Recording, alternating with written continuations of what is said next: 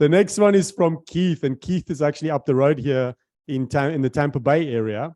And Keith has it's a fairly long question, but actually it comes down to a pretty simple concept. I'm going to read the whole question because I'd like our listeners to get the context of what Keith is asking. And then I know I have a strong feeling as to where you're going to focus in on this one. So Keith says, how do I take a culture, and I presume he's talking about sales culture. How do I take a culture that's focused on customer and client service and support and move the needle towards business development and a more sales-driven ethic? We don't want to lose what makes us successful with respect to superior customer support, but we need to move the needle on prioritizing and developing business development relationships and sales.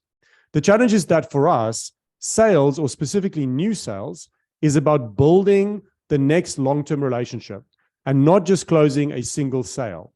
Targeting and follow-through are critical components to a successful sale. So what I'm hearing Keith say is, first and foremost, to my ear, there is to my mind, a limiting belief in this business that offering superior service and building long-term relationships are somehow conflicting with new business practices. That's what I'm hearing. What are you hearing, Jack?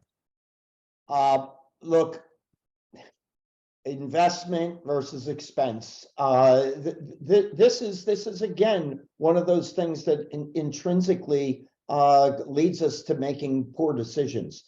My answer may sound like it's an expense, and yet it's not at all.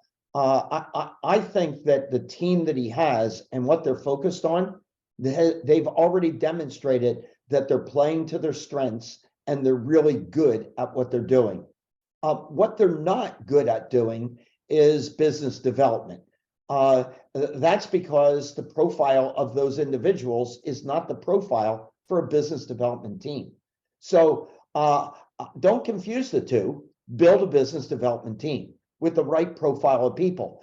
If you ask me to do two things and I happen to have a skill set that plays to one of them and not to the other, where am I going to spend my time? If I have 100% of my time, I'm going to spend 80 to 90% or more of my time on the one that I'm good at and that I enjoy, and then give you some lip service about the other. So that's what's happening right now. They're not getting the business development because they're getting lip service, because that's not what I'm good at. It doesn't give me intrinsic joy. And yet, if you gave me the role that those folks are playing in his company today, if you gave that to me, I would fail at that, because all I want to do is go do business development. That's who I am, right? So let's divide the roles.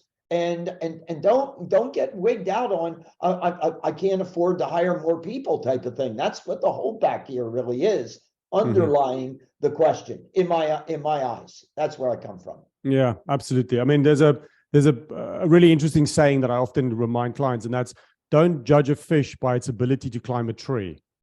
Like sometimes, we have to put people into seats, as you say, where they're in their sweet spot. Now, he talks about the cultural piece. So on the cultural piece, as I said, Keith, for me, I would start by examining the mindset that you have in the business, the cultural mindset, which is we can't give great service and build long-term relationships and also do new business. So it sounds to me like there might be a limiting belief that new business is transactional and what you do is consultative.